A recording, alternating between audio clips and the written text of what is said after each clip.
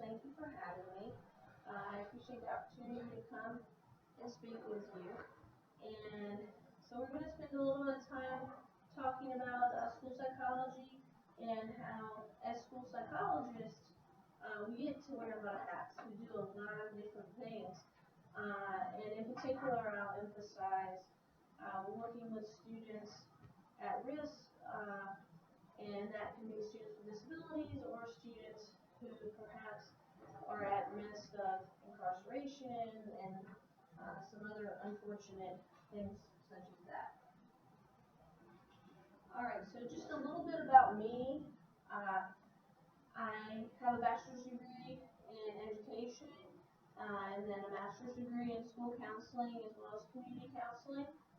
School psychology is really the best fit for me because I like to problem solve and I like to work with students, but I also know my strengths and areas that I could probably improve in, and counseling is not something that I would enjoy to do on a day-to-day basis.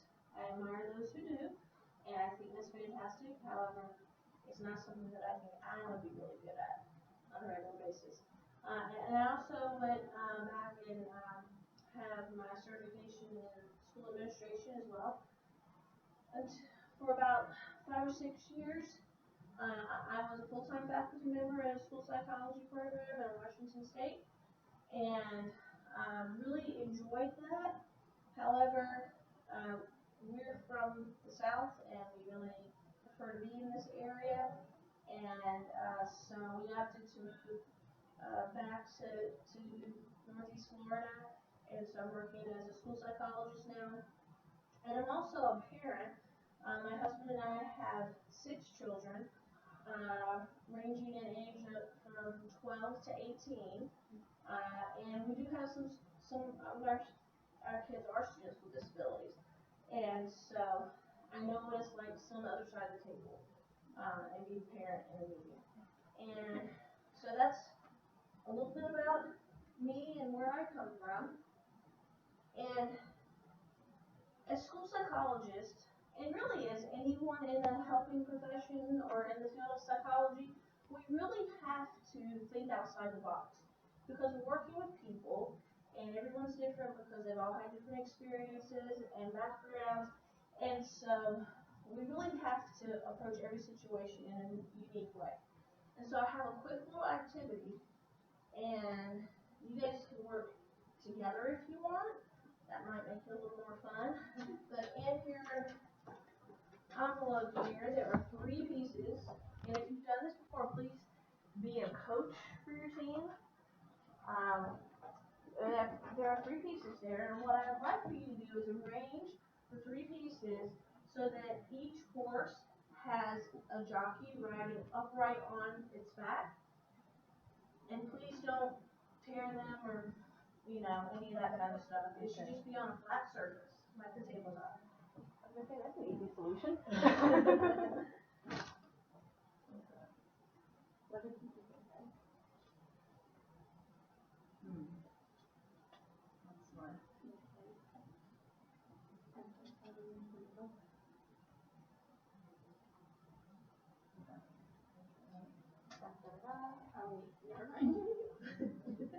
No. No, it does need to be flat on the table, but that is definitely thinking outside the box. That's great.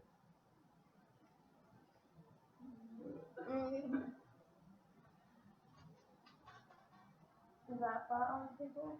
That is flat on the table.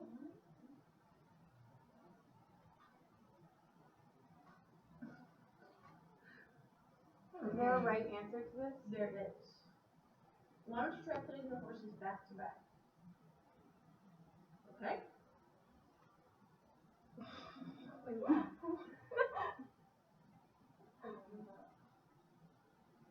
No. Oh, no, you're on the right track.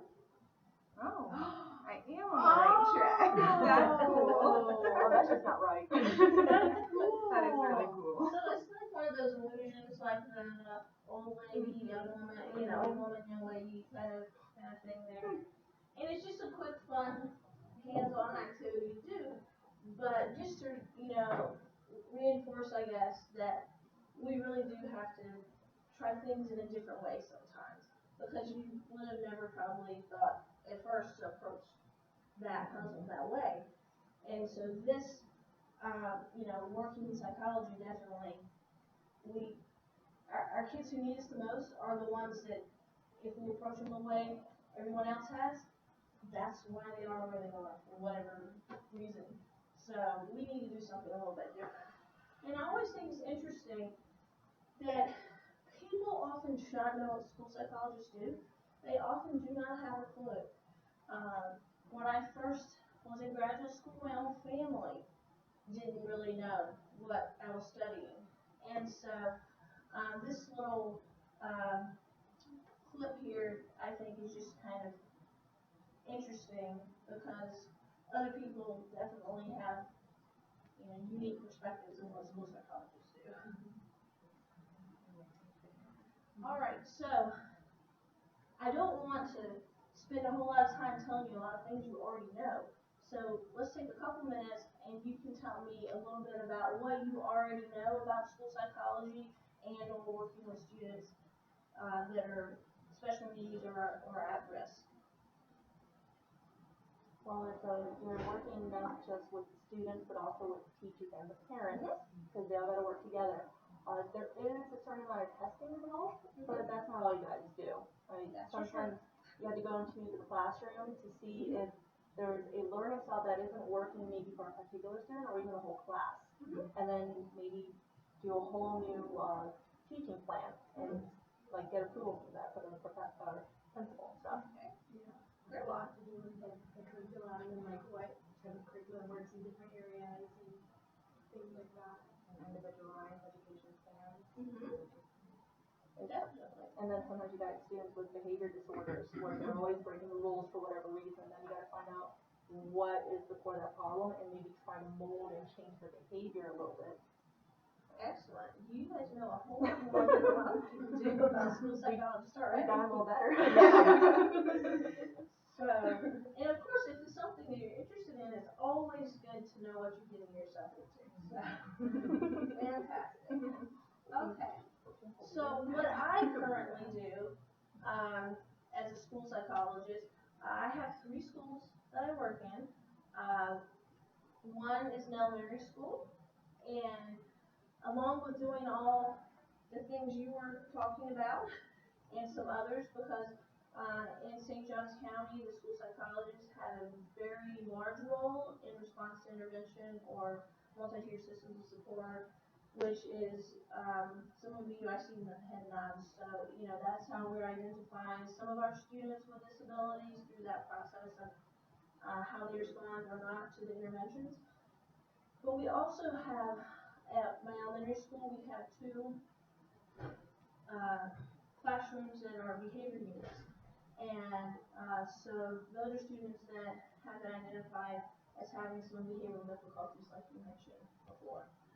And I am part of the crisis team there because and that's not, that term is used in that situation for if we have a student having a behavioral crisis and we have to intervene to keep them safe and other students safe.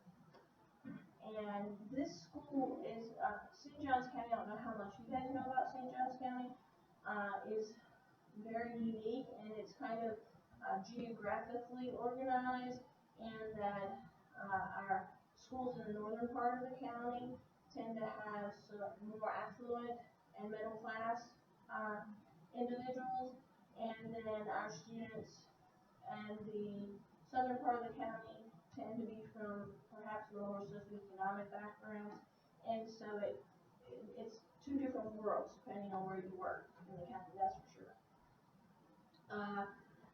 At my middle school, which is in the northwest part of St. Johns County,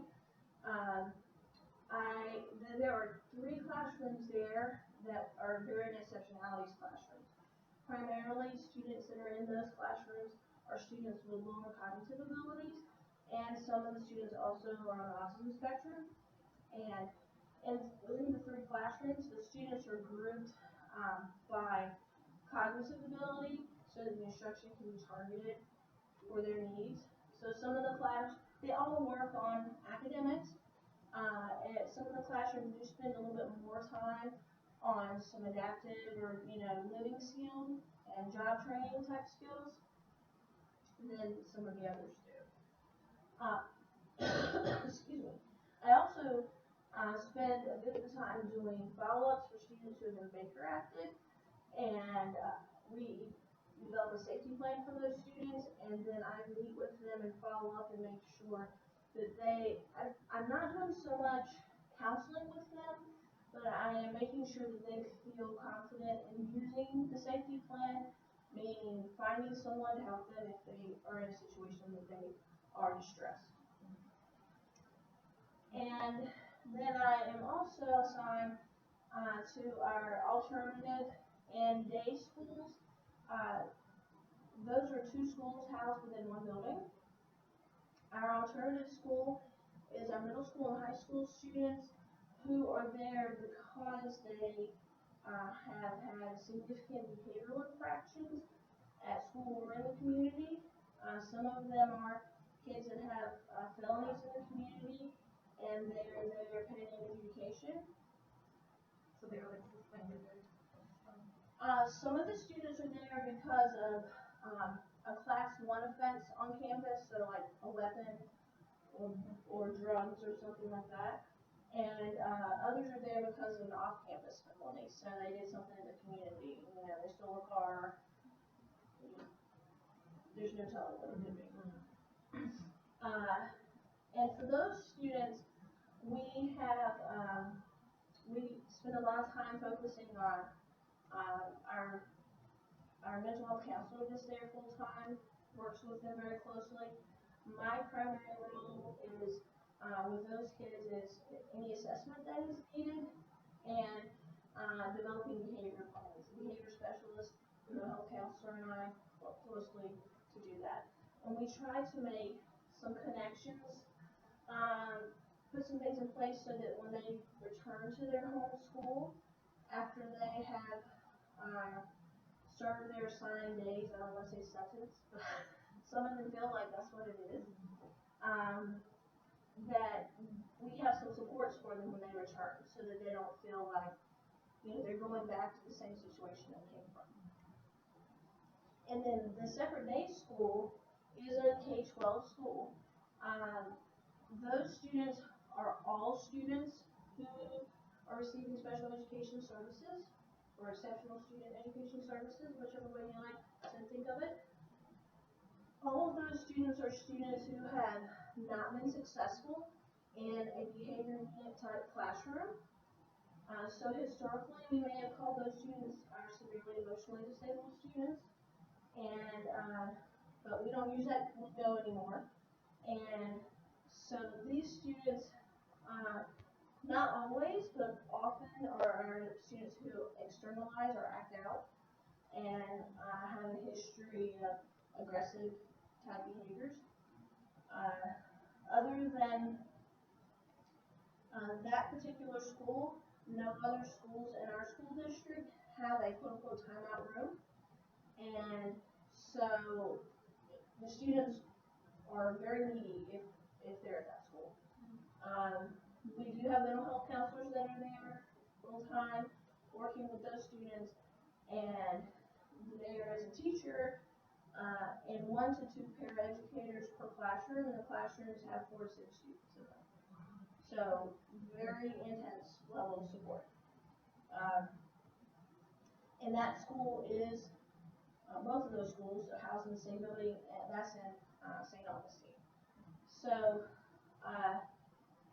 I'm going to spend most of my time focusing on that behavioral kind of side of things, but if you have questions about any of the other things that I do, please definitely feel free to ask. So do you have any things that have popped in your mind so far before we keep going? I think I'll let you go on. Okay. It'll probably get covered. Alright. Okay, so some of this I think I jumped ahead a bit and already mentioned. At our alternative school, our students are assigned time there, a certain period of time, It could be due to repeated misbehavior, lower level repeated misbehavior, so classroom disruption, disrespectful behavior. It doesn't sound like low level, but like getting fights and things like that still falls as low level behavior. A major offense, like I mentioned before, that would be bringing weapons to school, inciting a riot, substance, alcohol and drugs, and then off-campus felony. And the students are assigned there by a district level discipline committee, and that they're either assigned for like one grading period, which is about 45 school days, a semester. It could be school year, and it could be pending adjudication. So that we have no idea how long that is. It's just until. And a lot of times the students don't really want to go there. It is not necessarily the most fun school environment because definitely the socialization piece is gone. That is not happening at this school. But the students do have to fulfill their days at the school before returning to any other school in the county. So the family can say they want to homeschool, and that's fine. But if they ever try and re-enroll them, they will have to serve the days. Or if they try and move, they will have to serve the days. So, yeah. Like, have they ever seen a decline in, like, academics? Say you were sent there for 45 days since you're kind of leaving like, what you were learning originally, and you're going somewhere completely different where you're probably not learning the same thing? They do enroll them in the same classes, but the instruction at the alternative school, at least in St. Johns County, is computer-based instruction. So they just put them in, if it's the third quarter of school, they're placed into the third quarter module for the classes they're taking. Wow. And with Common Core, everybody's covering the same thing the third 9 weeks. So they're gonna get the same content. Wow. The kids who are very driven and want to work independently, do very, very well. Yeah. They like it. And the kids who decide they don't want to do that, they may not. And you have questions? It was along the same line. Okay. That was the answer. Thank you. Sure. So, the students do have mental health counseling while they're there. The mental health counselor pulls them in groups, and they are getting, primarily it's helping them develop some coping skills so that they'll have those skills when they go back to their school. And so they do surround things like anger management, substance abuse, and it could also be social skills, because some of our kids, especially our higher functioning kids with autism spectrum, that struggle with social skills, they misinterpret a situation, especially if it's a situation that a person that they might be attracted to, and so they need some coaching on perhaps like someone like walks away, that might mean no, as opposed to continue to pursue the person. So they get some coaching in those areas also. At our day school, as I mentioned before, all those students are receiving special education services. They have already been in general education, special education, separate classrooms, self-contained classrooms without success. Our students who have had a lengthy hospitalization due to mental health, not a Medicare Act, but a few months, they are required to come back when they re-enroll to the day school for 2 weeks, just to make sure that they're going to transition back and safely. And it's really to kind of get them back into the routine, and also to make sure we have a safety plan in place to support their needs. Because our students are, so we have a lot of transitions going on at schools. We have our students, the disciplined kids, they finish their time, they leave, new ones come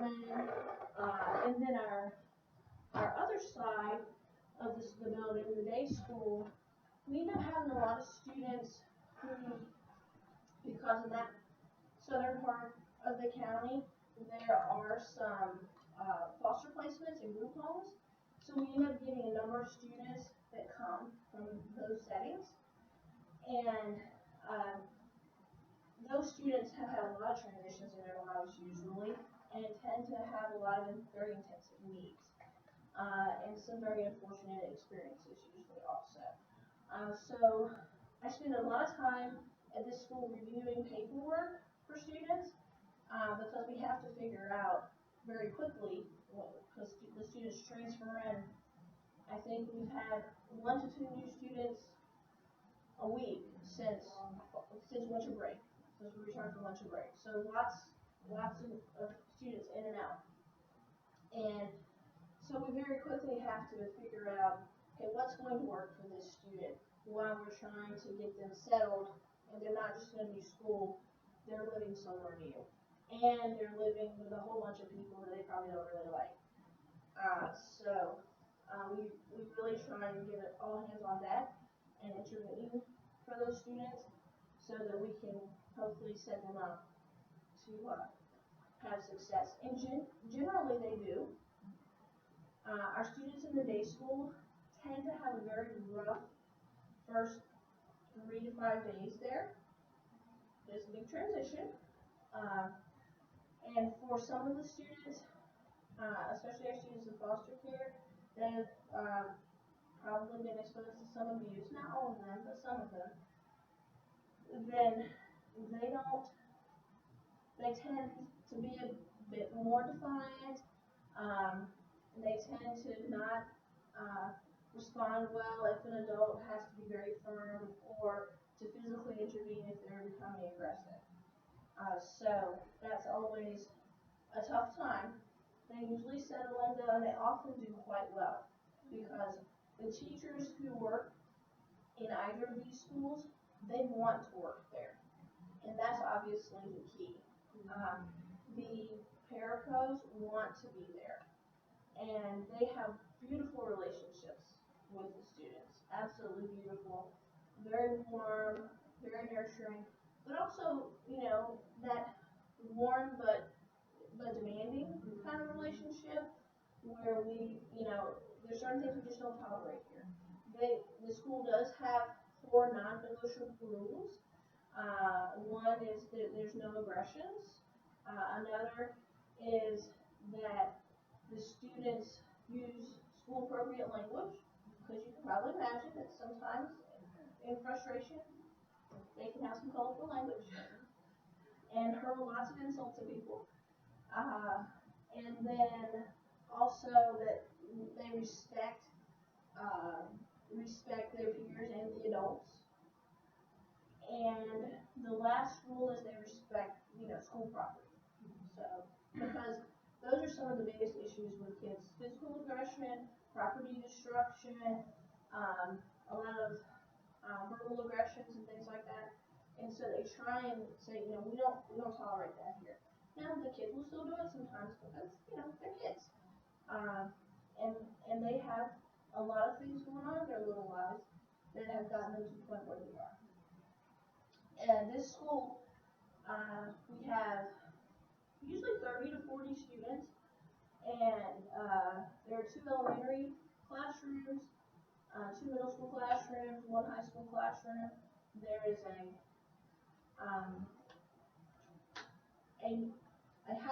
another high school classroom that are students who are very driven to accelerate and get done, because we have some students, that are older than their peers because they haven't earned their credits and that sort of thing. So the students that are very driven to get done are in a different room than the kids who really just don't want to do any work. So that way they're not interfering with the learning that's going on for the kids who want to learn. And then we have a classroom of students who are all nonverbal. And in that classroom we have 4 students. Each student has a one-on-one. And then there's a teacher and another para in that classroom. It's absolutely a delight to go in that classroom. I absolutely love it. The students, the teacher of that classroom has only been there, this is her second school year. And prior to that, the students really didn't have a way to, prior to her arrival, the students didn't really have a way to communicate. So you can imagine how frustrating that would be, that, you know, you're 10, 12, 13 years old and you can't tell anybody what you want. So, lots of acting out behaviors. The students in the classroom are all on the autism spectrum. Lots of acting out behaviors, lots of aggression, therefore, and they tend to be self-injurious, so they end up getting restrained quite a bit. And they have been working on a few different things in the last couple of years, and the kids are all using PECS, Picture Exchange Communication System, and it's, you know, if you do a Google search of it, it'll pop up and give you lots of information, but essentially it's like a little cards with kind of like little icons on it. Kind of emojis. Yeah, Yeah. exactly. And they're laminated little cards, and the kids learn, okay, if I bring the card for the ball to you, then you're going to give me the ball. So it's really quick. Once they will start. Support system. Yeah. Mm-hmm. Kind of a picture schedule. Yeah. So the kids now are all using this, and the aggressions and the restraints have gone down like drastically. I mean, incredibly. So it's so exciting to me to go in the room because I know that these kids have so much more inside them than we know because they can't tell us. There's one student that he's in the 9th grade, and he is. Some of the students do have a few words in the class, but most of I think there's one that can speak in some phrases every now and then. We have two that are totally nonverbal, and this guy, he's in 9th grade, totally nonverbal, but they have him doing a lot of vocational type tasks now, and it's just so incredible to see him. He knows how to take silverware and roll it into, you know, napkins, feels like salt and pepper shakers. He also has a great relationship with the maintenance man at school, and so one of his jobs is that he goes around and helps collect garbage at the end of the day, and the teachers will give him tips using something edible because that really motivates him, and so he'll get, you know, like a goldfish cracker or something for doing a good job. But we took him from basically sitting and doing nothing and not communicating at all to using phrases. He makes phrases with pictures to get what he wants, and he understands so much. He really does. Just recently, he came back from doing one of his jobs around the school, and he did a good job. So his teachers said, not directly to him, but just happened to say, oh, Miss So-and-so over there has some pretzels.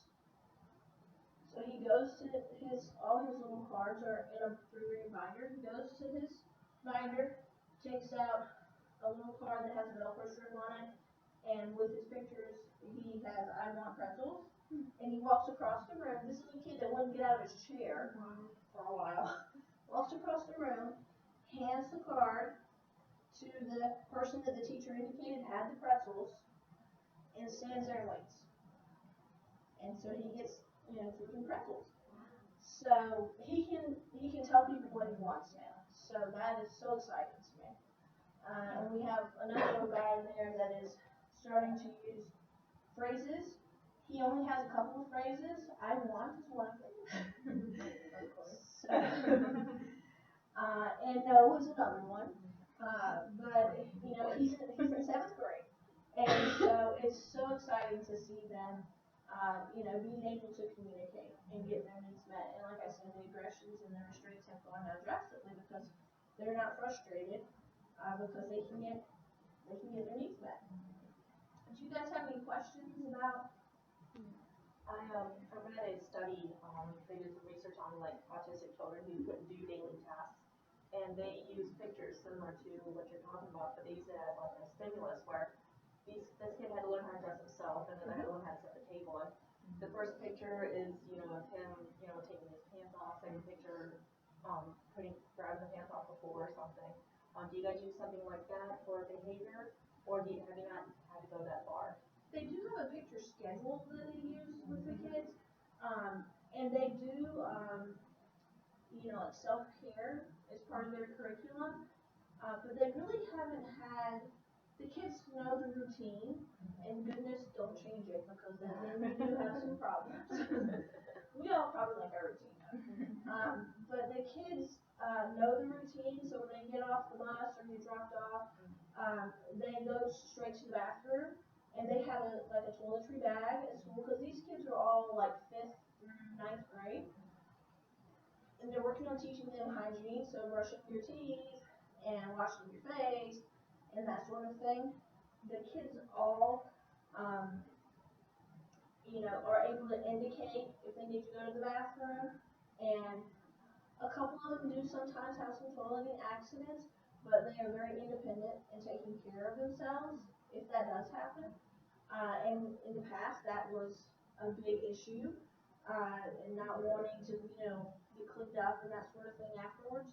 So they know the routine now, but they definitely use the picture schedule. They also are teaching the kids signs, so they have signing time every day where they work on signs. I was gonna ask if you use sign language at all.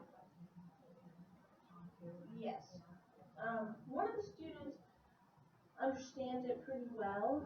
The others, it's really kind of hit or miss. I'm taking American Sign Language right now, and it's pretty hit or miss for me, so I can imagine it is difficult.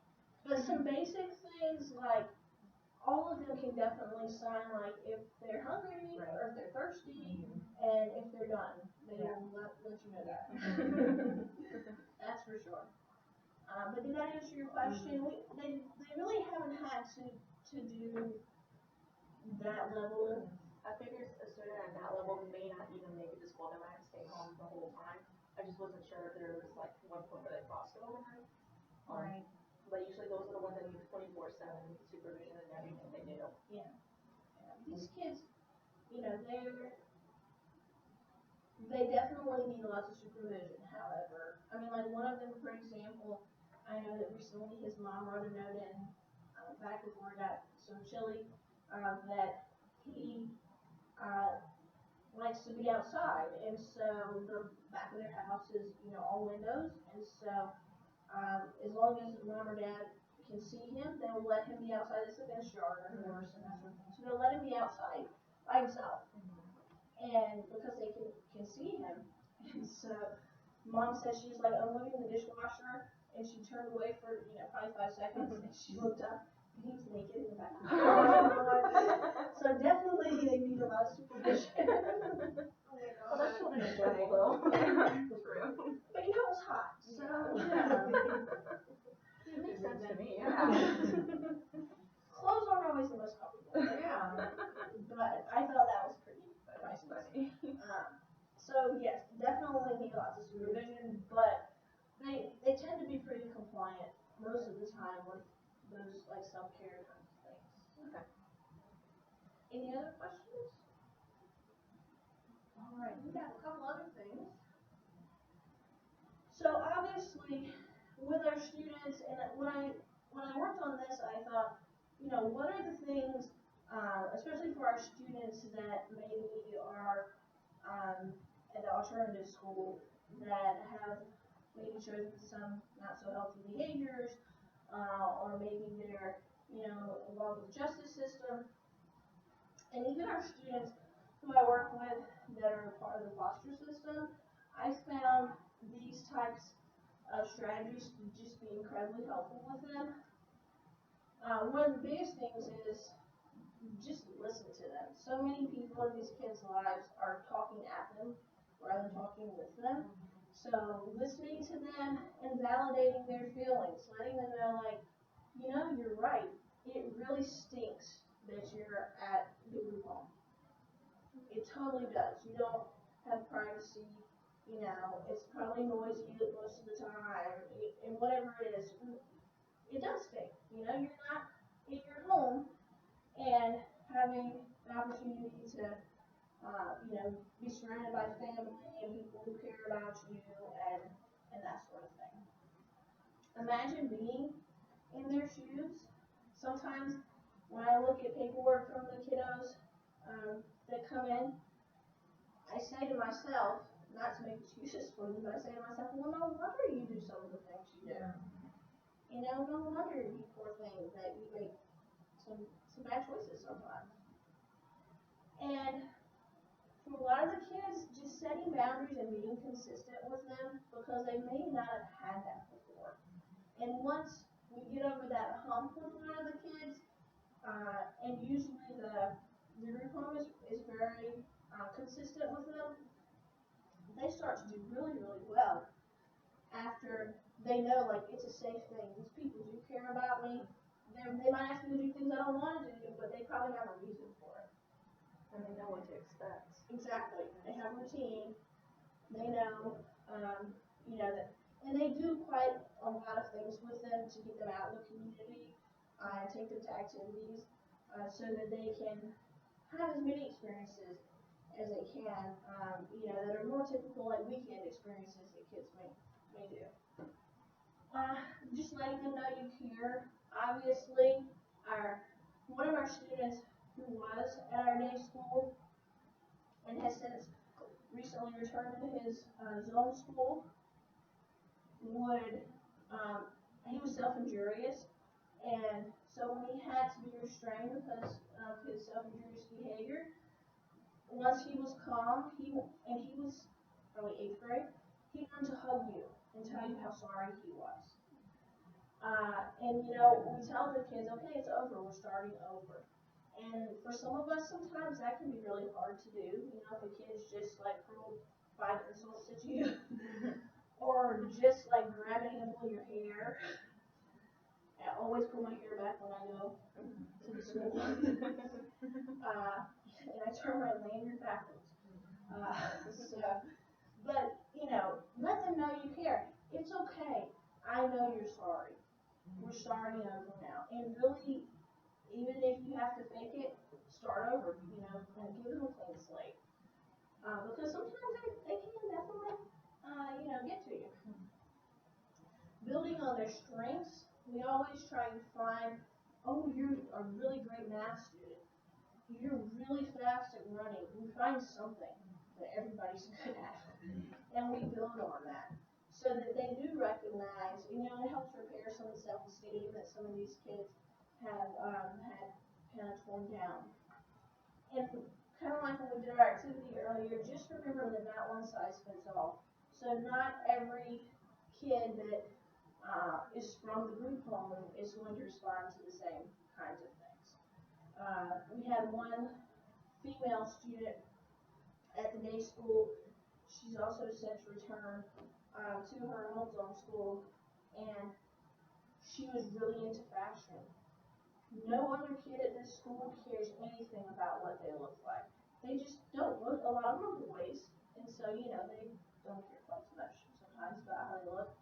But even the girls, because they have so many things on their plates, you know, hygiene and how pretty your hair is and what your shirt looks like might not be the most important thing to you if you are in such emotional distress. But this kid, it was. And so she could be a bit of a cross person, you know, and she wasn't a morning person at all. So I would see her in the mornings, I'd say, like that shirt, and I would just keep walking. Because I knew she was grumpy, you could just see it in her face. And I would see her maybe an hour later, loving those shoes. And I did this, like, probably for a couple of months. And one day she stopped me when I complimented her, and she said, "Who are you?" And we had a conversation. But I knew the reputation that she had. She was a pretty difficult kid. So I always try and catch the kids doing well. And I knew that was important to her. And so finding out what's important to them, and our mental health counselors at the school do a great job with that. And they will, spend a lot of one-on-one time with kids, especially when they first come, to try and establish a good rapport with them and let the kids feel like that they care about them.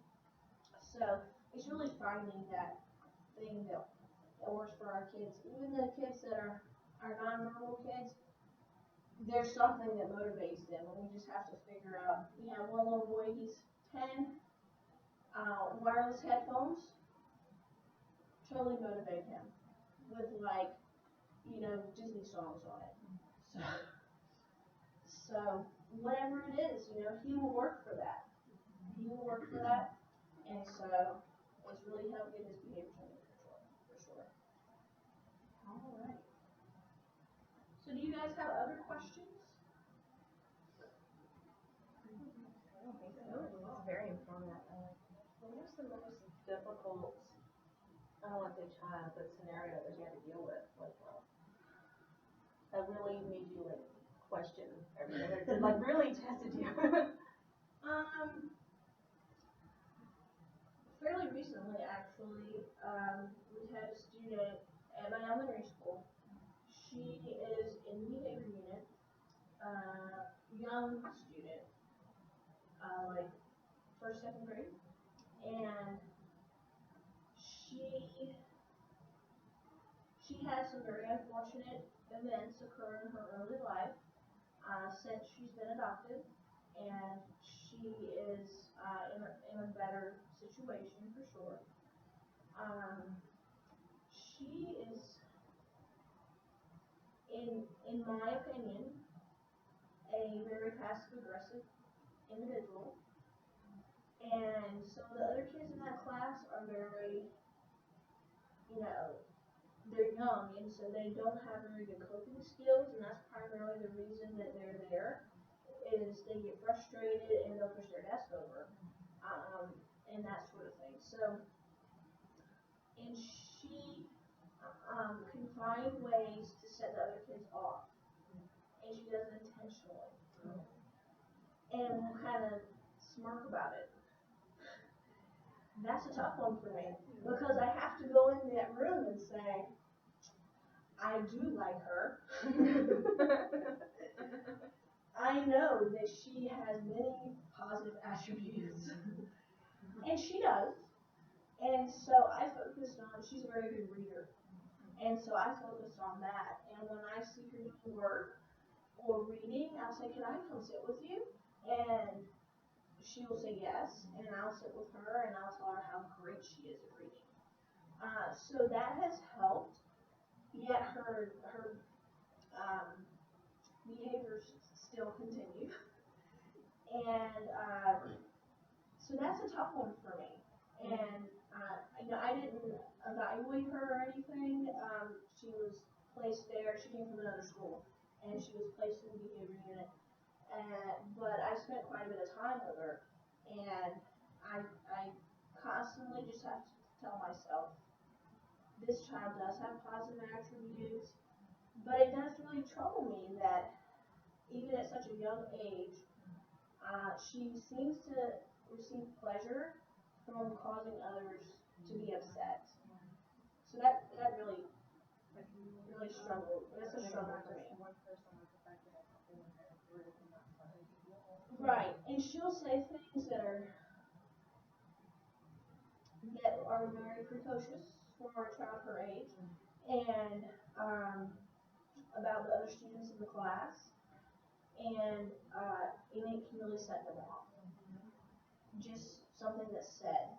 They can be sitting there doing their own thing, and then all of a sudden you got this kid that's, 1 to 10, he's a 9.5. So that student, because most of those other kids in that classroom in particular are kids that just don't have good social skills and good coping skills. But they're learning and they're growing and they're progressing. And this student, she does have good coping skills. Not so good social skills, but does have good coping skills. And just chooses to, not just stick the knife in, but turn it too. So that's the toughest one for me. But I tell myself that she is a fun kid.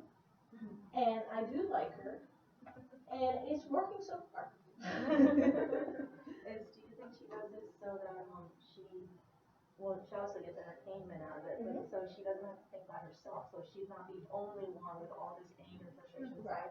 Everyone else is doing it too, so she feels more comfortable.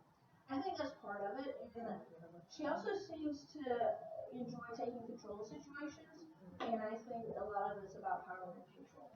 Makes sense.